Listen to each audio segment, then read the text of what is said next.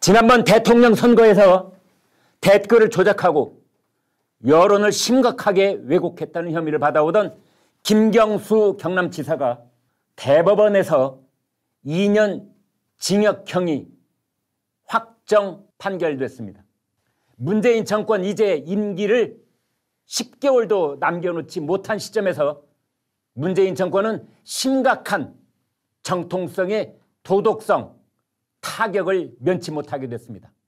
때는 2016년 11월로 거슬러 올라가야 됩니다. 이 드루킹이라는 인물이 있죠. 이름이 김동원, 그 다음에 경제공진화 모임, 줄여서 경공모. 그 일당들이 자신들의 댓글 조작 아지트인 그곳을 산채라고 불렀습니다. 이제 거기에서 킹크랩이라고 불리는 댓글 조작 프로그램을 가동을 했고, 그것을 드루킹 김동원과 김경수 씨가 그것을 사용하라 이렇게 허락을 하고 공모를 했느냐, 그 공모 혐의가 관건이었습니다. 1심에서 유죄, 2심에서 유죄. 방금 전에 있었던 대법원 판결에서 드디어 피고인 김경수와 검찰이 함께 상고를 했는데 대법원이 그것을 기각했습니다. 기각했다는 것은 2심 판결, 항소심 판결 그대로 적용하라. 공직선거법 위반 혐의는 무죄, 업무방해 혐의는 유죄. 그래서 징역 2년형이 확정이 됐습니다. 김경수 경남지사는 이제 이 시간부로 경남지사직을 박탈당했습니다. 그리고 이제 2년 징역형을 살아야 되고, 그것이 끝난 다음에 추가로 5년 동안 공직선거에 나갈 수 없게 됐습니다. 문재인 정권은 이제 문재인 대통령 임기가 10개월도 남지 못했는데, 마지막 1년 10개월도 남지 못한 상태에서 문재인 정권이 출범한 그 존립 근거, 정통성, 도덕성에 심각한 타격을 입었다, 이렇게 말하지 않을 수 없는 이유가 있는데요. 지금부터 5년 전 2016년 11월 댓글 공작 아지트에서 킹크랩이라고 하는 프로그램을 시연을 하고 그것을 같이 지켜보고 공모를 했다는 게 대법원 확정 판결로 유죄 판결을 받았는데, 그 당시에 김경수 씨의 직책이 문재인 대통령 후보의 공보 수행 팀장이었습니다. 대통령 선거에 나오는 중요 후보의 공보 수행 팀장이라고 하는 것은 사실상 그 선거 캠프에서 넘버 2라고 해도 과언이 아닙니다. 공보 팀장도 아니고 그냥 수행 비서도 아니고 공보 수행 팀장, 그 대통령 후보에 가장 가까운 지근거리에서 하루 24시간 밀착한 상태에서 지시를 받고 그 지시를 이행을 하고 이행 결과를 보고를 하고, 이런 자리가 공보 수행 팀장입니다. 이 대법원 판결에 대해서 그 누구보다도 문재인 대통령은 지금 바로 대국민 입장문을 내놓아야 합니다. 문재인 대통령은 여기에 대해서 사과하고 자신의 입장을 밝혀야 합니다.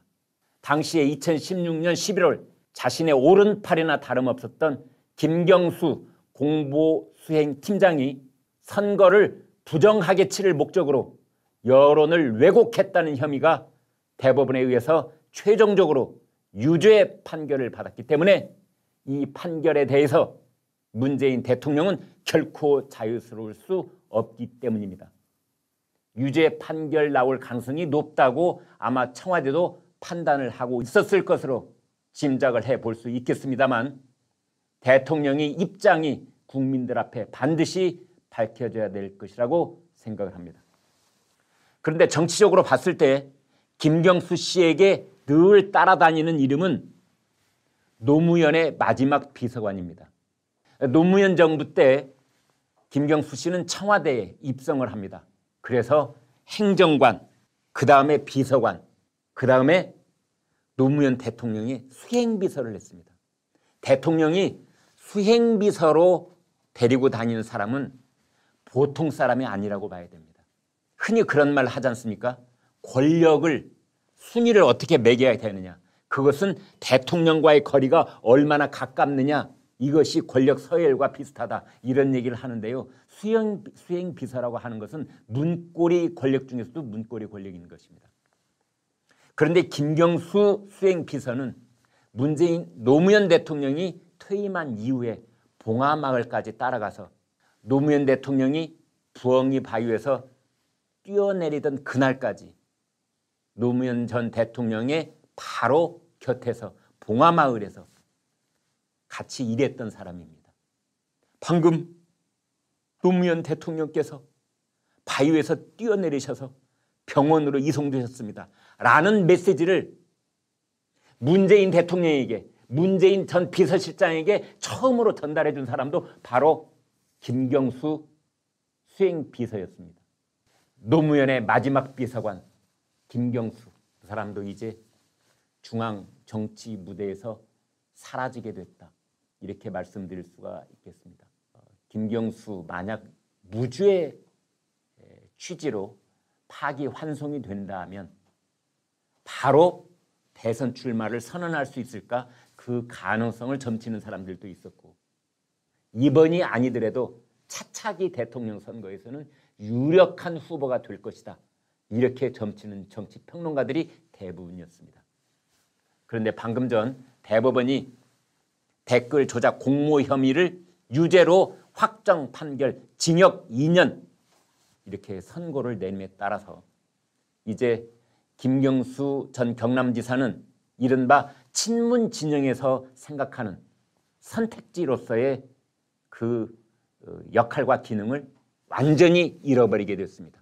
친문에서 김경수라는 옵션은 사라지게 됐다, 이렇게 말씀드려도 될 것 같습니다. 여러분의 댓글 소개해드리겠습니다. 첫째 댓글입니다. 축하! 오늘은 바둑이탕 먹는 날. 네. 김경수 지사의 별명이 바둑입니다. 아마 그래서 그거를 이렇게 빗대서 쓰신 것. 두 번째, 바둑아 학교 복학 축하한다. 네. 김경수 전 경남지사가 교도소에 77일을 복역하다가 보석으로 풀려났었지요. 그래서 이제 다시 교도소로 들어가게 됐는데, 그래서 바둑아 학교 복학 축하한다, 이렇게 됐습니다. 세 번째, 경수야 먼저 가서 자리 잡아. 저 말을 누가 했다는 뜻인지요? 누가 했을까요? 저희 박은주 국장이 쿡 하고 웃으시네요. 저 말을 먼저 한 사람, 지금 하고 있는 사람이 한둘이 아닐 것이다, 이런 뜻도 되겠지요. 네 번째, 추미애 큰일 했네. 저 추미애가 큰일 했다는 건 지금부터 제가 본격적으로 설명을 좀 드리겠습니다. 다섯 번째, 문재인의 정통성. 이거 어쩌지? 뿌리부터 밑바탕부터 흔들리게 됐네. 이제 임기 10개월 남겨놓고. 계속 보여드리겠습니다. 첫 번째, 선거에 그토록 지대한 영향을 미쳤는데 고작 징역 2년? 2년 갖고 되겠어? 두 번째, 야, 드루킹 댓글 사건, 그건 시작일 뿐이야. 송철호 재판은 송철호 울산시장 선거 공작과 청와대 개입 의혹 사건, 아직 결과가 나오지 않은데 그것마저 나오면 문재인 정권 제대로 서 있을 수 있을지나 모르겠어. 세 번째, 댓글 조작이 유죄인데 공직선거법이 무죄? 그 앞뒤가 안 맞는 것 같은데, 댓글 조작이 유죄이면 공직선거법도 유죄가 돼야 맞는 거 아니야? 네 번째, 대통령은 어서 입장을 내놔라. 자신의 공보수행 팀장이 2년 징역형을 받았는데 대통령이 침묵을 지키고 있다는 게 말이 되느냐? 그 캠프에서 일어난 일은 후보가 총체적인 책임을 지고 모든 잘못은 나한테 있으니 나를 위해서 일했던 사람들은 제발 선처를 해 주시길 바란다, 이런 입장 내놔야 되는 거 아니야? 김경수가 누구를 위해서 그랬겠어? 드루킹 김동원이 누구를 위해서 그랬겠냐고. 오로지 한 사람, 대통령 후보를 위해서 그랬던 거 아니겠어? 그렇다면 그 대통령 후보가 이제 입장을 내놔야지. 모든 것은 본인의 잘못입니다. 본인의 불찰입니다. 저를 위해서 일했던 사람들은 잘못이 없으므로 법원은 선처를 해 주시기 바랍니다. 입장 오늘이 아니라 어제 내놨어야 되는 거 아니야? 뭐 이런 댓글까지 주셨습니다. 감사합니다. 추미애 큰일 했네. 이 대목은 제가 좀 말씀을 드리겠습니다. 왜 문재인 정권 전체가 이 일에 대해서는 지금 코가 이만큼 빠져가지고 서로 내부 손가락질하고 내부 총질하기에 바쁠 것으로 보여지느냐? 그 이유가 바로 추미애 전 법무장관 때문입니다. 드루킹의 댓글 조작 사건은 당시에 바로 밝혀졌던 게 아닙니다. 이것은 2018년부터 밝혀지기 시작했습니다. 2018년 1월 달 그때 평창 동계올림픽을 앞두고 댓글 조작 시비가 일어나기 시작했던 그때였었습니다. 당시 더불어민주당 대표 추미애 대표가 경찰은 철저하게 수사를 해서 댓글 조작에 대한 진위 여부를 밝혀라. 이렇게 추미애 대표가 깃발을 들고 앞장선 겁니다. 철저하게 수사하라. 이건 중대한 범죄다. 엄청난 범죄다. 추미애뿐만인 줄 아십니까? 당시에 방송인 김어준 씨도 철저하게 수사하라. 김어준 방송에서 연일 경찰에게 수사를 촉구했었습니다. 추미애, 김어준 1등 공신 그랬는데 경찰이 수사를 해보니 드루킹, 캔클럽 이 댓글 조작을 했던 사람들이 민주당 권리당원으로 밝혀지는 겁니다. 차. 그래서 한국판 워터게이트 사건처럼 아니 밝혀보니 자당 당원인 겁니다. 그래서 추미애 전 법무장관, 추미애 전 대표는 이 드루킹만 얘기만 나오면은 아주 격한 반응을 보인다고 그래요. 자신하고 관계없는 일이다.